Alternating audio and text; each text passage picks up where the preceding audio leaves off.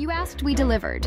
Guam AutoSpot is extending our overstock sell-off with the hottest deals on island, like our 2025 GMC Canyon with $4,000 off. Or slide into a brand new Mitsubishi Eclipse Cross, starting at just $24,995. September is your chance to drive big and save even bigger. Visit us today or get pre-approved online at guamautospot.com or call 478-AUTO. Guam AutoSpot, where the savings never stop.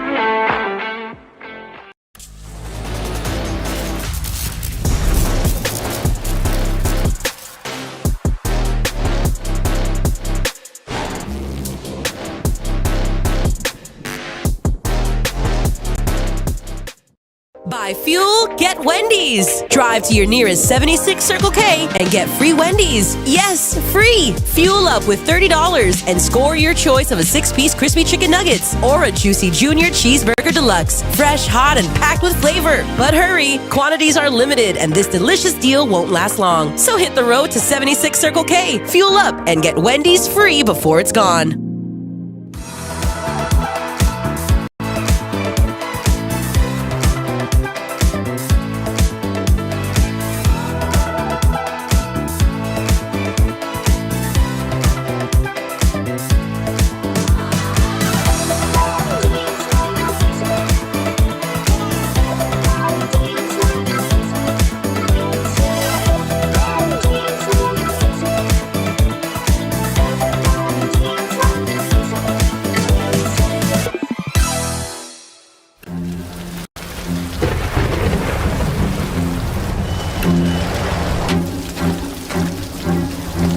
I regret to inform you that I have devised the meal of misfortune with Wendy's.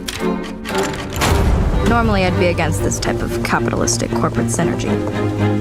But when the other pigtailed provocateur said I could concoct my own Frosty, I melted. My meal is tribute to the suffering that awaits us all. It's pure torture for your taste buds, with 4 nightmarish dips of dread. Don't waste my time asking which ones you'll get. You must surrender to your fate. Enjoy the anguish.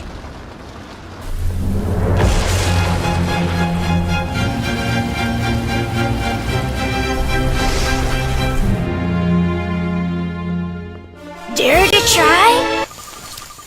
Something new? Life's too short! You gotta chill with the snackable drink. Life is too short.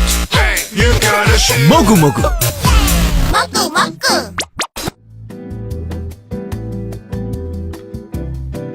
Good Morning Show with Troy Torres is brought to you by 76 Circle K Guam.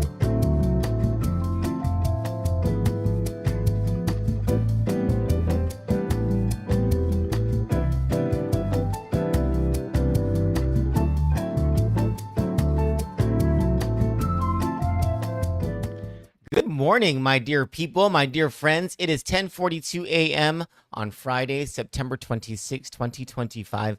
My name is Troy Torres. Thank you so much for joining. So this is me. I'm in pajamas. I haven't shaved, haven't done my hair. So this is what you're gonna get in the morning, and it's because there's a lot I have to do this morning. After this, I will get ready. I'll get my day started and everything. But there are at least 3 live shows for me to do today. There are news stories to write. There's advertising stuff to do, and so I beg your pardon. I don't look the greatest right now. So, but this is the first show that I plan to do today, and it stems from news and an op-ed that we did yesterday, and that was submitted yesterday.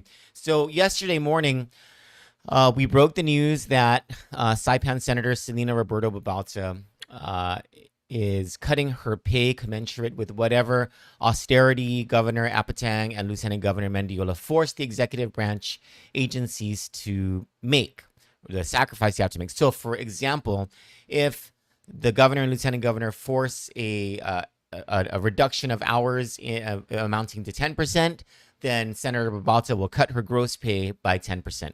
If they force a reduction of hours by 20%, then Senator Babalta will cut her gross pay by 20%. And the savings from that, just like the last time that she did this, will be dedicated toward instructional projects over at the public school system. When I say unlike the last time that she did this, was because the last time there was an austerity program, and it was from the beginning of the Palacios administration and through the majority of the Palacios administration all the way to, I believe it was October of 2024, that Governor Palacios had instituted a 10% austerity or 10% reduction in hours. And during that time, Senator Babalta also cut her pay, and she was the only legislator to do so. And so I did that story, right? And it got, I think right now it has close to 600 reactions, which is quite a bit for a Kandit news story. And it's been seen. What you don't see, what we're able to see as administrators of the account, and what you don't see is the number of views that this thing has. This thing has 60,000 views already, which is more than the population of the CNMI. And so it's obviously an important topic for people, important enough that they took time out of their day to read this article. And at least, it's 500 some people found it was important enough, or their opinion of it aligned in such a way that they were willing to take the time to react to the article. And then that's not to mention all of the comments, right? One of the reactions that this news article got was from former Guam delegate to the U.S. House of Representatives, Michael Sinicolas. And if you know anything about Mike Sinicolas, so Mike Sinicolas is a personal friend, okay? And so if you know Mike Sinicolas, you will know, number one, it's rare that he writes an op-ed. Like, we haven't heard from him officially in a long time, right? I mean, we talked to him, but on a personal level. And yesterday he messaged, he said, would you accept an op-ed from me? And I was like, oh, who are we complaining about today? I was ready for him to say that he was writing something about all the corruption that's been going on here in the government of Guam. But he said, no, I actually saw that news article that you did about Selena Babalta, and I wanted to praise her, and I wanted to connect this issue of sacrifice to things that should be happening here and didn't happen here. And because it didn't happen here, we're going to enter a world of hurt more than we are now. But now the CNMI has this opportunity, if they just would follow Senator Babalta's lead. It's an opportunity that we had over here in Guam and we squandered. But, because they are in such a low place right now, and they can go up, if they do things right as they go up, if they follow Babalta's lead, then they can, Mike, he's a real good thinker, right? Like, he knows how to think these things through. Much, much smarter than me, much smarter than most people in the room, right? And so I was like, yeah, absolutely. That's great perspective. Please send it. And at the back of my mind, what I was thinking, what I wouldn't tell him to his face, but I'll say it now in front of all of you, is I was amazed because if you know Mike Sinicolas, he doesn't easily give out compliments. He doesn't say nice things about other people all the time. He'll absolutely say things like, our athletes did so well in those games, or our school children are excelling. Look at their test scores and things like that. But in terms of paying any compliment whatsoever to leadership in the government of Guam or the government anywhere, it is very rare to hear Mike Sinicolas say anything. Matter of fact, and he's going to kill me for saying this, matter of fact, I won't say when, but there were a couple of times when I paid compliments to a couple of Guam leaders here on live show. And this guy gave me a freaking earful. He was like, do you really know what these people are really like? Troy, you're blowing smoke up their butts and you're just encouraging their bad behavior. So what my point is that when Mike Nicholas said that he was going to write this thing about Selena Babalto over in the CNMI that was complimentary of her, I was like, wow, she must have really struck some sort of positive chord with Mike Nicholas, with the guy who's like very difficult to get a compliment out of.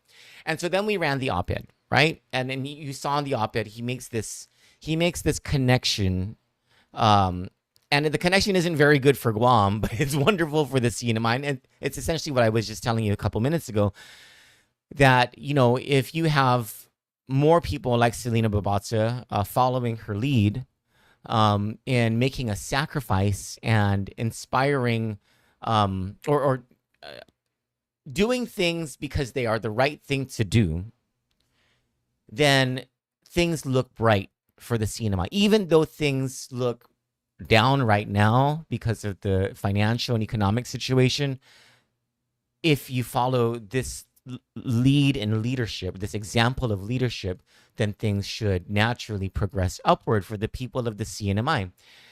And a whole lot has to be said about that. You can read the op-ed for the more specific stuff that he has in there. And I'll tell you this. There was a time in the not so distant past in the CNMI, in the little more distant past in the government of Guam, where sacrifice was looked upon as a virtue. Sacrifice was looked upon as a mark of leadership by example. And it's something that we're seeing, far less today in the government of Guam and in the government of the CNMI since the death of Governor Arnold Palacios. And let me give you some examples. When, hold on, there was, on the Facebook page, Speak Up Tautau CNMI, they give the ability for people to anonymously post on that. So there's an anonymous poster who wrote, and it sounds like one of the members of the Senate who wrote this, and I won't say who, but anyway, so this person wrote about criticizing Senator Babatza and saying, "Oh, you're just doing this for show, and anyway, the legislature is gonna get cut anyway. So what is this saying that you're volunteering?" So first of all, the legislature does not automatically get cut, and because the austerity only applies to the executive branch, because if you know about the separation of powers, only the governor can only do an executive order that affects the executive branch. Likewise, it's only the head or the heads of the legislature that can make decisions regarding the legislature itself. And so unless the Senate president or the Senate leadership and the CNMI House of Representatives leadership agree that everyone's salaries should be cut and voluntarily given over to whatever in the CNMI, then it's not going to happen. And more importantly, if that was the case, then the same thing would have happened when the Palacios austerity was happening. But it didn't. Only Selena Babatza, out of the 29 legislators, was the only person to cut her pay. And right now, as of now, she's the only person to commit to cutting her pay when austerity happens at the beginning of the fiscal year, which is right around the corner. The second thing I want to say is, as someone who voluntarily cut his pay by 20% in the Calvo administration, I'll get to that in just a second, I know that volunteering to cut your pay and losing hundreds of dollars per pay period is not something that's merely symbolic or that is just some sort of grand gesture. It hurts. That's a lot of money coming out of your paycheck unless you're a very rich person. And so I remember a time when sacrifice was a part of leadership by example, and leadership by example was an important virtue, an important quality, a virtue in leadership. And it was at the beginning of the Calvo administration. And this also happened during the Camacho administration, by the way. But that's going pretty far back. It was at the beginning of the Calvo administration. This was 2011. the government of Guam owed the taxpayers $330 million or $300 million and growing, because every year it grows, right, in tax refunds. So several years worth of tax refunds.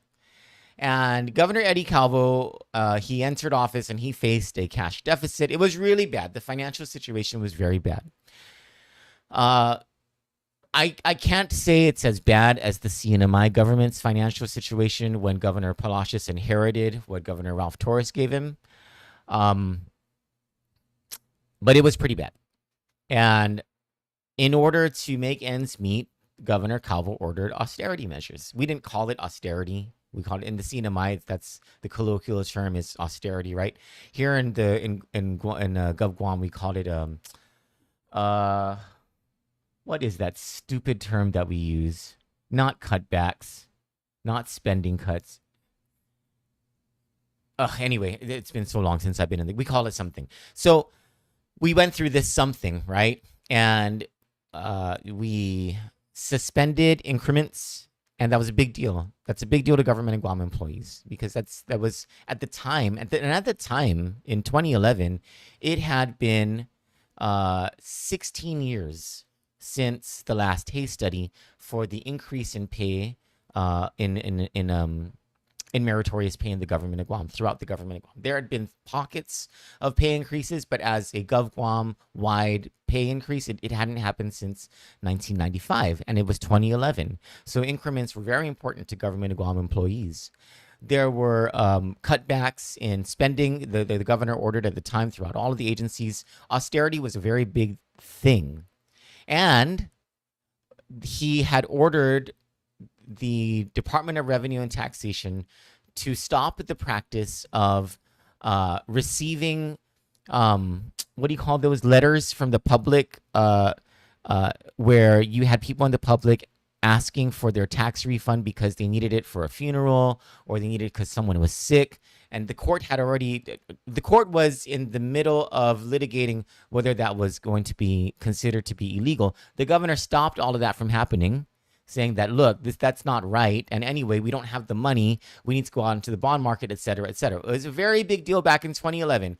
So to show leadership and really a lot of this was, if we don't do this ourselves, Governor, and the governor telling us, staff, if we don't do this, cabinet, if we don't do this, we're going to get crucified. We're never going to pass our fiscal reforms because we won't have any political capital. The legislature will laugh at us. They won't take us seriously. And so the first thing that we did was cut our own pay voluntarily. It was a 20% reduction in our pay. At the time, my pay was $65,000 a year in 2011. It went down, but I don't do the math for me on that. It went down significantly, and it stayed that way for more than a year. And so I know exactly what it feels like to lose a significant portion of biweekly income, because here we were, we had just won the election. We spent so much of our time and our money to get into office, and the spoils were not ours. The very first thing that we had to do was to sacrifice. And those sorts of sacrifices and leadership by example continued during the Calvo administration. And they continued all the way until at the end of, and by his second term, gross island product was the highest it had ever been on this island. The economy made a remarkable turnaround. The finances of the government of Guam were resolved. The Leon Guerrero Tenorio administration likes to say things like, we were the ones who eliminated the deficit. No, they didn't. The deficit was eliminated in 2014, and it was eliminated for the first time in nearly 30 years. And it was under the Calvo administration, and it was without the benefit of the federal pandemic funds. And the Leon Guerrero Tenorio administration likes to say things like, we had an $80 million deficit when we came in. So what? That is nothing in $1 billion budget. That was not a mark of any bad financial management whatsoever. And matter of fact, it had to do with the Trump tax cuts. And so,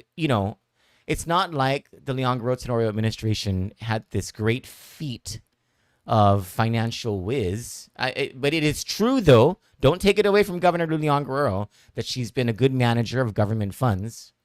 That's not false.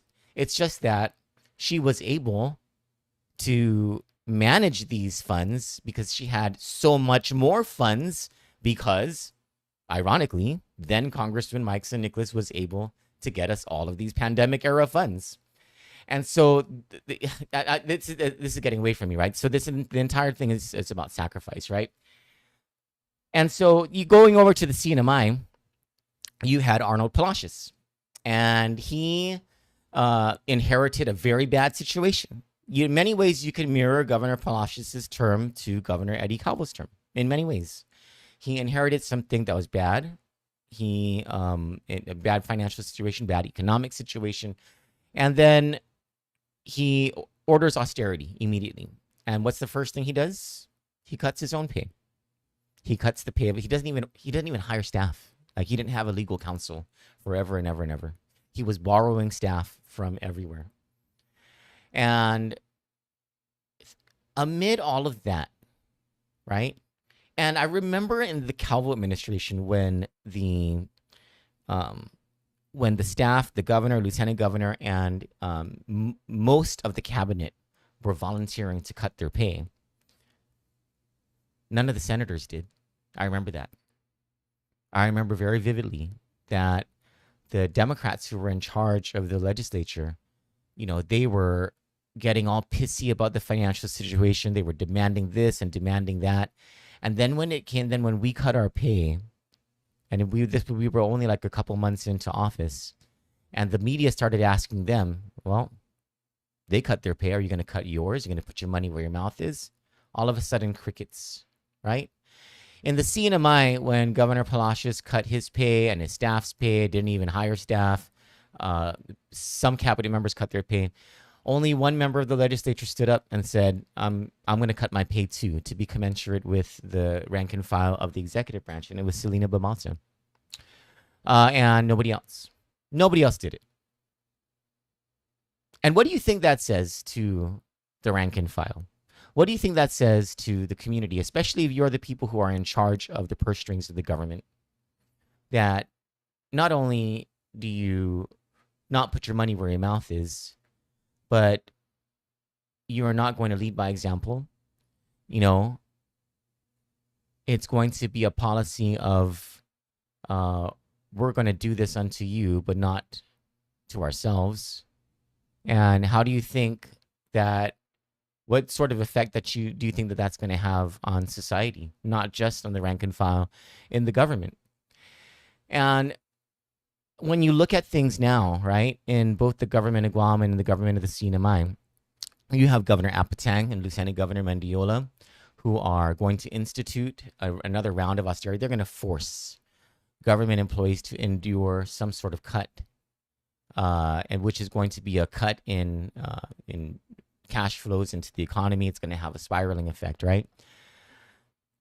As they're doing this, and we have the documents, and we're going to be doing a whole bunch of stories about it, you have the governor, the lieutenant governor, staff members, cabinet members, legislators traveling like there's no tomorrow. You have legislators in all three parties, taking allowances, and the breadth of the spending of the legislature over the past 4 years has been exquisite. It has been, wow. You would not think that there was a financial situation. You will wonder, why is the government of the CNMI calling for austerity if this is how they've been spending? This same government has been spending our public funds. This same legislature, many of the legislators who are giving the public school system problems in getting a budget increase are the same ones who've been traveling, who've been yanking out allowances like there's no tomorrow, not providing receipts. There's no justification as to why they're using public funds at a rate of $2,500 per month or $5,000 a month. Oh, absolutely, believe me, all of this is going to come out, and it's going to come out through Kandit. And you're just as the public in the CNMI and here in Guam watching it all unfold on Kandit was livid, anguished to say the least, about the spending practices of the Republicans under the Torres administration, it's going to be the same thing. And you're going to see it from the Democrats and from the independents as well as the Republicans too. Don't think the Republicans have turned any sort of corner. But all you're going to find when we're done with this report is pockets of excellence, rare cases of your legislators in the CNMI exercising fiscal prudence and fiscal management with public funds. All of this while the government is about to take more from the rank and file.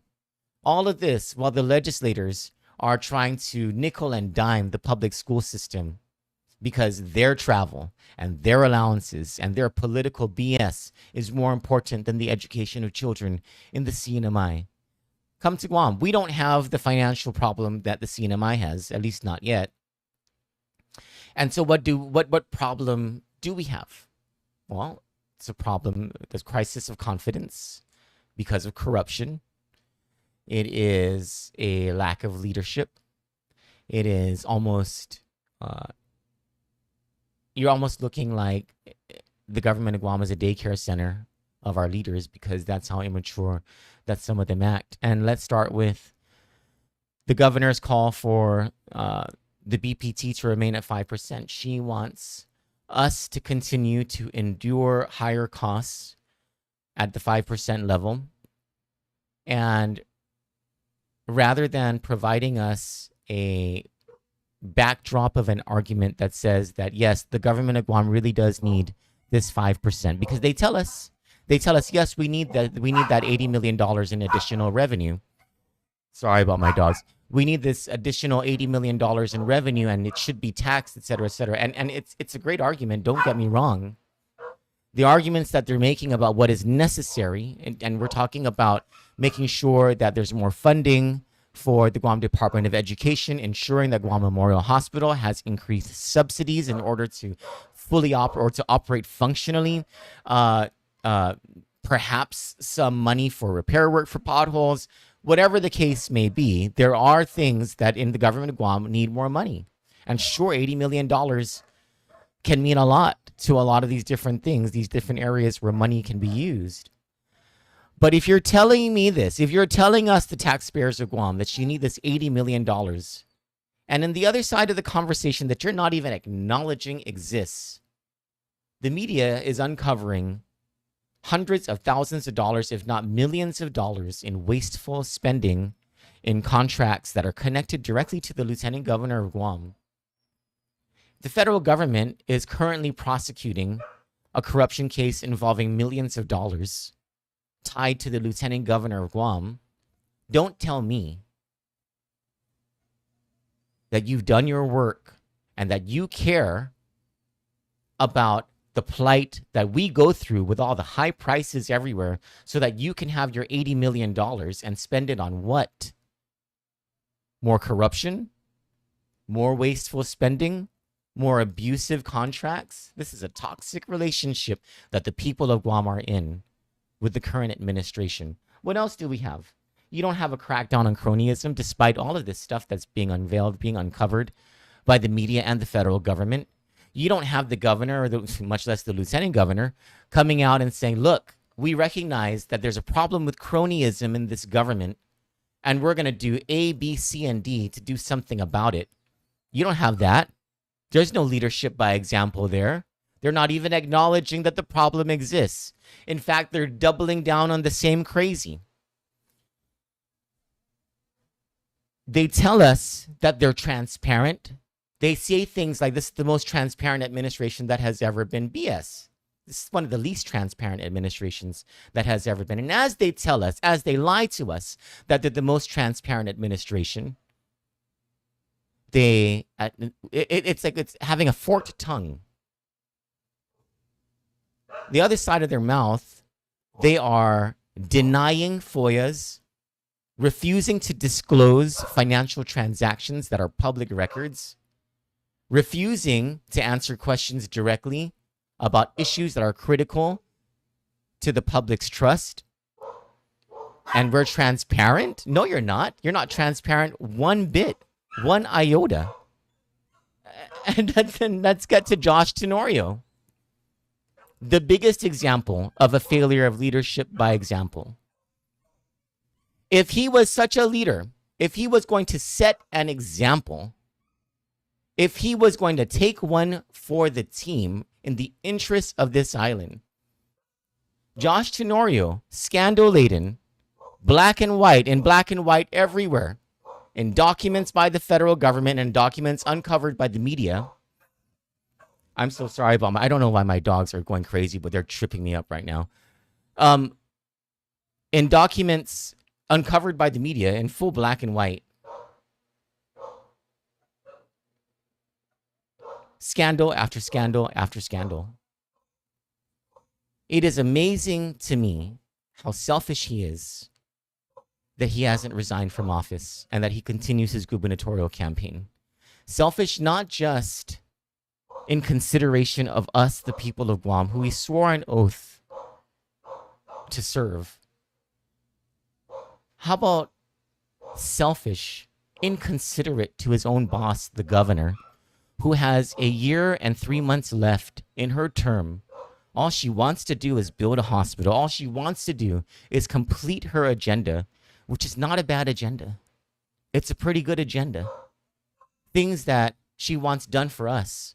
She won't be able to do these things with the specter of Josh Tenorio and all that corruption hanging over her head, reducing her political capital to almost nothing before the legislature that she needs in order to get these things done. Leadership by example doesn't exist. And how immature is it of Josh Tenorio to not just man up and say, look, in the best interests of my boss, the governor, in the best interests of my boss, the people of Guam, I'm just going to hang this up. This is, you know what? People of Guam, I'll come back in 4 years and hopefully you'll consider me then. But right now, there's just too much scandal. It's just too much. There are too many questions surrounding my integrity, my ability to lead with values, with honesty, because of all these scandals that are surrounding me. Selena Babalta is about to cut her pay, personal pay, 10 to 20%, and she didn't even do anything wrong. She's not accused of any scandal. No one's accusing her of corruption. Josh Tenorio is surrounded by the murkiest of waters. He is being accused, and nobody believes that he didn't know. Let's just be pretty clear about that. Nobody who is objective and reasonable believes that he's not involved. And he's just hanging on for dear life because, unlike what Selena Babalta thinks, Josh Tenorio apparently thinks this is all about him. And this is all about his family. This entire time, we've needed people who would believe that it's all about us because we're the ones who've been suffering. And it would be nice if they could sacrifice their self-interest for us for once. For Kandit News, I'm Troy Torres. God bless you. Have a good day. I'll be back here in about 45 minutes to an hour with my next live show. You asked, we delivered. Guam AutoSpot is extending our overstock sell-off with the hottest deals on island, like our 2025 GMC Canyon with $4,000 off. Or slide into a brand new Mitsubishi Eclipse Cross, starting at just $24,995. September is your chance to drive big and save even bigger. Visit us today or get pre-approved online at guamautospot.com or call 478-AUTO. Guam AutoSpot, where the savings never stop.